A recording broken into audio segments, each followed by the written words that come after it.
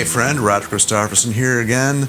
Today I'm going to be babbling about one of my favorite guitar players ever. I probably said that before. I know I've said it before. Michael Schenker and the group he formed with singer Robin McAuley called the McAuley Schenker Group. And the reason I'm doing this is because I noticed I was flipping through Facebook because I only do that when I'm like just trying to waste time, and for whatever reason I was just flipping through it and I saw one of the, I can't remember which one it was. One of the things I follow said that it was the anniversary of the Perfect Timing album, which came out in 1987. That one said it was released like the last week of December. I'm not sure if that's accurate or not, but that's the only reason I pulled this out and listened to it. I know it was 87, but for some reason I thought it was earlier in the year. But whatever. That was a huge year for music for me personally, and I know this version of the group, for Michael Schenker fans, tend to get a lot of slack at the time. But for me, this was my introduction to Michael Schenker. This style of music that they were making on this album was like huge at that point in time. 87, this is a style of music that was taking over the airwaves. Everybody my age, my friend group, whatever, was listening to this style of music. And when I heard Michael Schenker's playing on this, it stood out from the crowd. There's all the other bands out there. When I say style music, I mean I say hair metal, but they really weren't hair metal, but that's, I think, the sound that they were going for on this. I hate saying that because it kind of makes it sound like less than what it is, but when I say it, you know what I'm saying. But it had Andy Johns as producer on this, and the production style of this album was a lot different from Michael's earlier albums. I was not familiar with Robin McAuley at all. I'd actually, heard of Michael Schenker. I had heard the name from Scorpions and UFO stuff, but I never bought any of those albums, because we're talking, this is like way back. I didn't have money. I was a teenager, so every penny counted.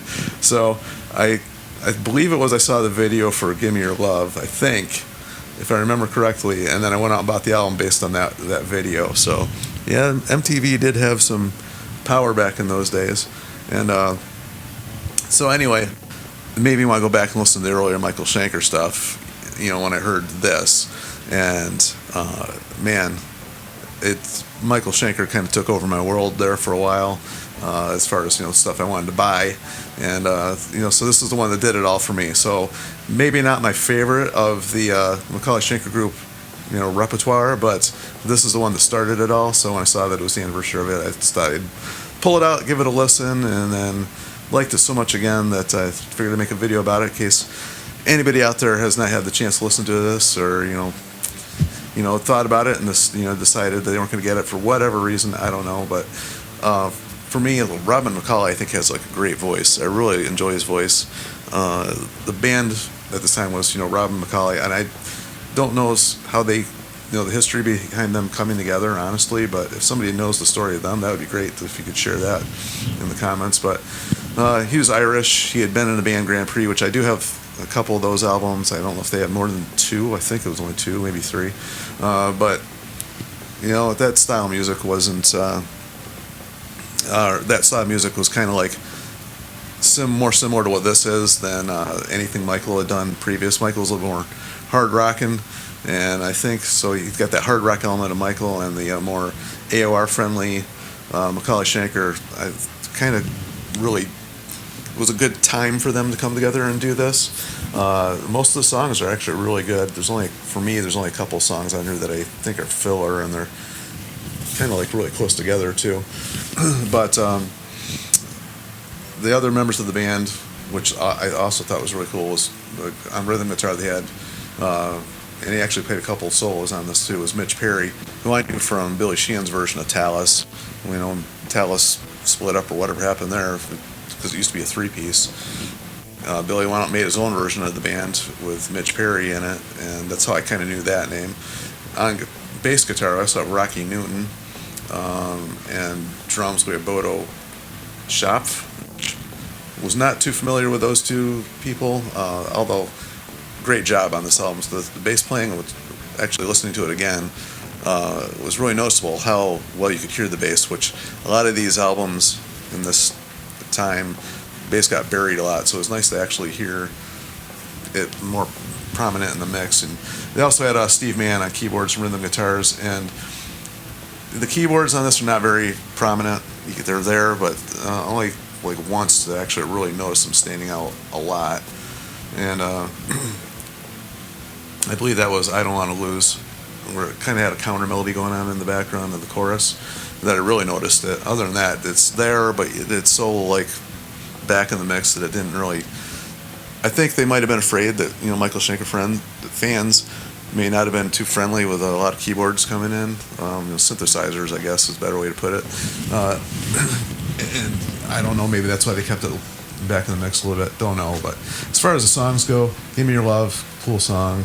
Here Today, Gone Tomorrow, those are, I remember getting this album, those were the two that really, you know, just really good way to start the album. Not as good as the next album, though. I want to say Save Yourself, man, what a great way to start an album with that cool bell thing he did with his guitar and then a solo and then kicking into a kick butt song. If they had done that with this one, that would have made this one, you know, a killer album. But, you know, that aside, still a couple cool songs to start the album with. Don't Stop Me Now was okay. No Time for Losers was one of those ones I said was kind of filler for me. Follow the Night, I think, is a cool ballady type song. It's got some cool timing things going on in it that maybe didn't stand out to me when I first listened to this way back in the day, but I listened to it again, I was like, oh, that's got some cool little offbeat stuff going on in it that I never really picked up on before. And then the other filler one for me was Get Out. They're good songs. Like, I don't say they're bad songs. They're still better than what a lot of people were putting out at this time, but compared to the rest of the album, those two are probably, for me, the ones that didn't, like, you know, rise to the top. But I'll tell you what, the guitar playing in Get Out is killer. So that alone is worth the song. Like Michael's playing is just so good that it actually makes an okay song much better. So that one was kind of saved that one for me. And then you can kind of hear there's a lot of AOR stuff going on in here. Like right in a row, we have Love Is Not a Game and Time, which were both very much like a mid-tempo type feel to it, but very catchy. I mean, Robin's got a good way of coming up with some very good catchy melodies, even throughout the verses, and you know, not just the chorus being catchy, but the verses and the pre-choruses and stuff. He has very, you know, good ear for coming up with really good melodies. I Don't Want to Lose was actually one of my favorite songs. Like back when I first got this, it was still a great song, and it's just because that one's got a different rhythm and a different feel than the rest of the album does. Very catchy, very super catchy chorus to it. And then Rock Till You're Crazy ends it. And that's, even though the lyrics are kind of generic, but whatever, a lot of bands were doing that at this point in time. The song is really good. That song is really good. So 10 songs. I think it's right around probably the 45-minute range. I don't know, maybe a little bit less, but I remember perfect time frame for the album, you know, time as far as the length of it. And when Save Yourself came out after this, I didn't even have to hear what any of it was, you know, on there. I knew I was going to get it. And I really enjoyed this time frame of the band. That's what I'm trying to say, I guess. And I don't know why Robin McAuley didn't go on to do so much bigger and better things. Even Michael's career, from this point on, it never really, I don't know, it seems like it went any bigger with his other solo stuff that he did. He ended up doing a lot of different versions of, you know, things, solo stuff with, you know, different singers, several different singers throughout time. But for me, you know, the earlier few albums he did, and then this collection of the 3 albums he did, there was an unplugged one too, but as far as the 3 studio albums go, I really enjoyed these. I really like going back and listening to it, and the thing that I think makes these still stand out, even though the production's the same as a lot of what was going on at that point in time. The song writing style is very similar to what was going on at the time. Michael's guitar playing is so unique, and his tone, even though, you know, the production style, like I've mentioned several times now, is very 80s sounding. His guitar tone and I believe it when people say the tone comes from the person. You can just hear it. His playing just cuts through the tone of whatever's coming off his fingertips is coming through in this. And I just think Robin McAuley has a really cool voice. Pretty good range. He's not like one of these screamers or anything like that, but he's just got a cool, unique tone to his voice, and I think it blended really well.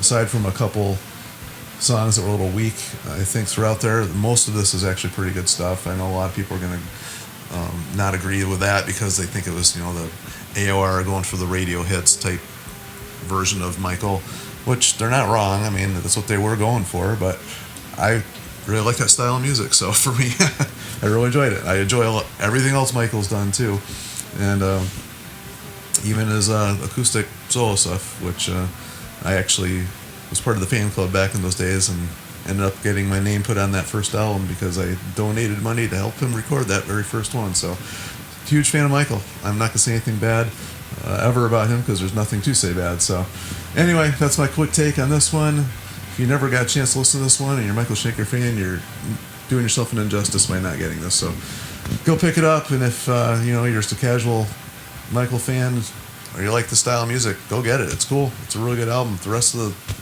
the other two, I should say, not the rest of them, but the other two are really good as well. In fact, the production on the other two I think is better than this. But anyway, that's it.